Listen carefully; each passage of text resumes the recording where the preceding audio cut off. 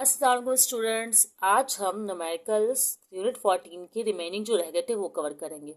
Previous part में इसका link जो है मैं डिस्क्रिप्शन में दे दूंगी, आई कार्ड में भी मेंशन कर दूंगी। हमने इसके 3 न्यूमेरिकल्स चैप्टर के कर लिए हैं, वो देख लीजिएगा। ये उसके फॉर्मूलाज है जो डिस्कस किया था, तो वो इंट्रो आप उसी में से देख लीजिएगा। 1, 2, 3 और 4 फॉर्मूलाज मैंने लिखे हैं और उन्होंने कहा था इसके अलावा यूज होंगे, तो हम उसको भी प्रैक्टिस कर लेंगे। चलिए न्यूमेरिकल नंबर 4 स्टार्ट करते हैं। ठीक है स्टूडेंट्स, न्यूमेरिकल नंबर 4 में कह रहे हैं what is the charge on the capacitor. अच्छा बता दूं, capacitor is a charge storing device microfarad का, सही। और वोल्टेज इसमें कितना अप्लाई हो रहा है, 6 वोल्ट। अब चार्ज कितना आ रहा है वो हमें बताना है। कैपेसिटर है 40 माइक्रोफैरेड में, डायरेक्टली एक्सपेंशन माइनस 6 लगा दूं। पिछली वीडियो में हम जिक्र कर चुके हैं कि माइक्रो का मतलब होता है एक्सपोनेंशियल -6, और बाकी भी कन्वर्जन मैंने बताया। अच्छा वोल्टेज हमारे पास क्या है, वोल्टेज यहाँ पे दिया हुआ है 6 वोल्ट, ठीक है। अच्छा फॉर्मूला यहाँ पर मैंने उसमें डिस्कस नहीं किया, मैं बताती चलूँ कि कैपेसिटर के लिए जो हमारे पास फॉर्मूला है वो है Q इज इक्वल टू, अच्छा कैपिटल Q बनाते हैं लेकिन चलो मैं इसको स्मॉल बना देती हूँ। Small Q is equal to C और V। C का मतलब है कैपेसिटेंस, ठीक है, और ये आपको दी जाती है फैरेड में, किसमें, फैरेड में। और वोल्टेज को तो आप जानते हैं, ये वोल्ट है और ये क्यूलम में है। तो ये तो मैं उस वीडियो में भी जिक्र कर चुकी हूँ, आप लोग वो वीडियो देख लीजिएगा। अब बस हमें क्यू मालूम करना है, तो सी को मल्टीप्लाई करना होगा। वी से सी की वैल्यू है 40 एक्सपोनेंशियल -6 और वी की वैल्यू है 6।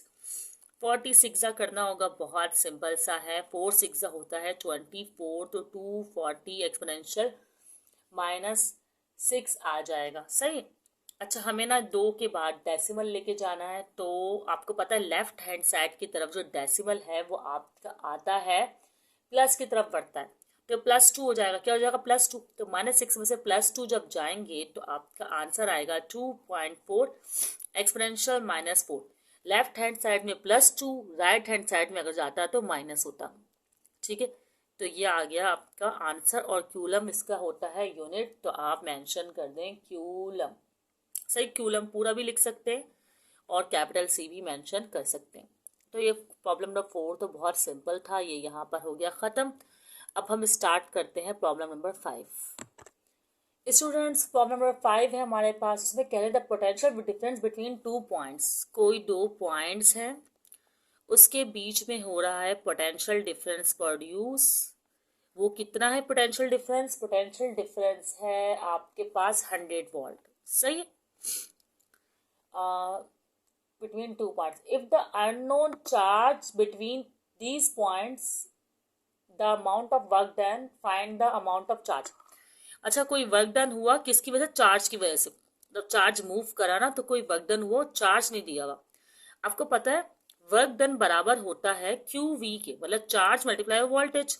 इसका मतलब वोल्टेज हुआ है, जो ये वर्क डन हुआ है ना, यहाँ पर मैं लिख देती हूँ वर्क डन कितना हुआ है। वर्क डन आपके पास हुआ है 500 जूल। अच्छा ये 100 तो आपको दिया हुआ है, चार्ज मालूम करना है, वो इन दोनों का कॉम्बिनेशन होता है, वर्क और चार्ज को प्रोडक्ट जो होता है वो वर्क डन होता है, सही। इसका मतलब फॉर्मूला इसको चेंज कर लेंगे, कोई मसला नहीं है। और वोल्टेज आपको दिया हुआ है 100, सही। इलेक्ट्रोस्टैटिक्स में बात हो रही है अभी फिलहाल, और क्यू आपको मालूम करना है, सही। कोई बिग डील नहीं है, चार्ज मूव हुआ यहाँ से तो काम हुआ, और जो काम हुआ वो आपको दिया हुआ है, बस जो चार्ज मूव हुआ वो नहीं दिया हुआ। तो हम क्या करते हैं, फॉर्मूला हमें पता है कि भाई वोल्टेज का फॉर्मूला जो है फिर W/Q कर लेंगे। कैसे, Q जो है वो यहाँ आके डिवीजन में आ जाएगा, सही।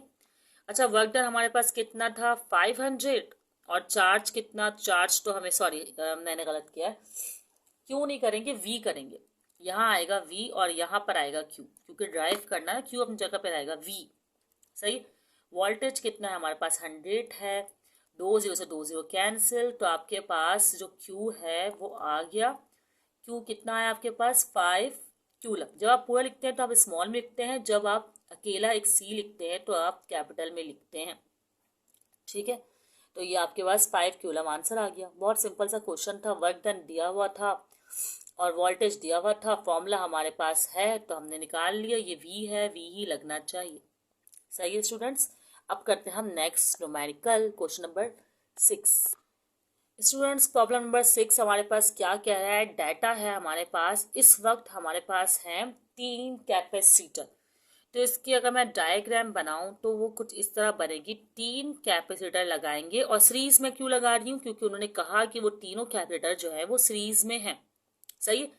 अगर पैरेलल होते तो मैं किस तरह अटैच कर, अच्छा वोल्टेज से जरूर अटैच करूंगी। वोल्टेज है, ये वोल्टेज है, लेकिन यहाँ पर आपको मेंशन नहीं है और आपको काम भी नहीं है। सही। कैपिटल्स 3 है, 3 कैपिटल C2 C3, मैं इसकी वैल्यू यहाँ लिख दूंगी छोटी डायग्राम। अगर यही पैरेलल होते तो मैं इन कैपिटल को यूं लगाती। सही। पैरेलल करके एक ऊपर फिर एक नीचे और फिर एक इसके भी नीचे। ठीक है। और फिर यहाँ पर जो बैटरी मेंशन करती है, वोल्टेज का मैं कोई काम नहीं है, और ये तीनों कैपिटल होते हैं C1 C2 C3, जिसको भी नाम दे देती, खैर C1 C2 और C3, C1 C2 C3 ऐसे भी कह सकती थी। ठीक है। अच्छा, अगर हमें एक वाइवलेंट कैपेसिटेंस मालूम करने को कह रहे हैं ना, अगर सीरीज हो तो हमारा एक वाइवलेंट कैपेसिटेंस का फॉर्मूला मैं यहाँ लिख दूंगी, लेकिन फिलहाल पैरेलल का लिख रही हूँ।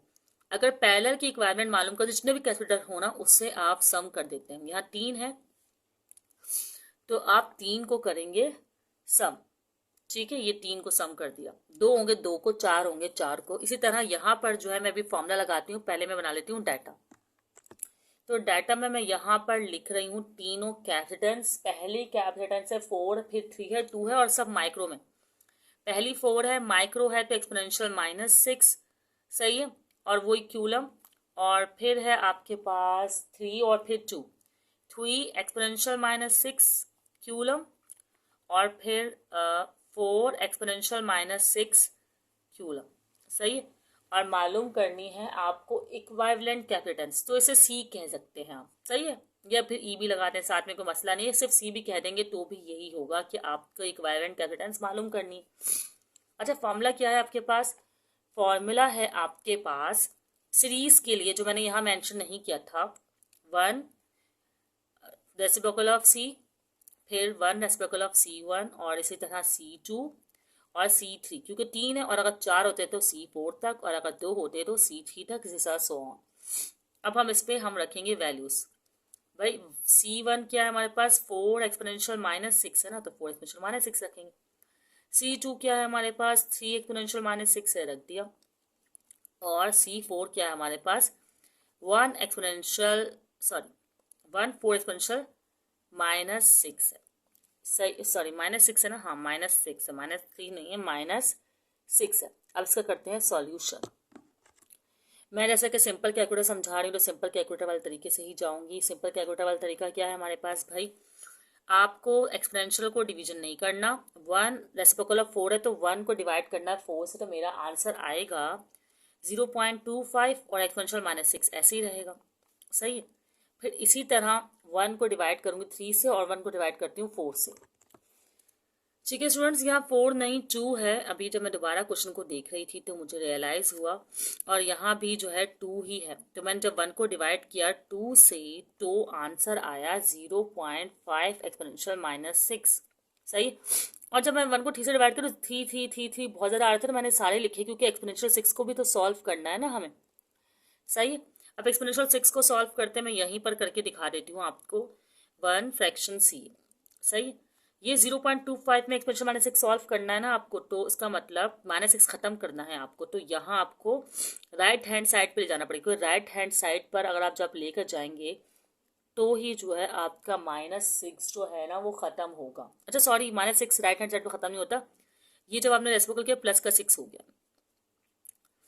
सही है, सब प्लस के 6 है, तो जब हम प्लस के 6 को खत्म होता है तो राइट हैंड साइड पे लेके जाते हैं। -6 के लिए तो यहीं जाता है।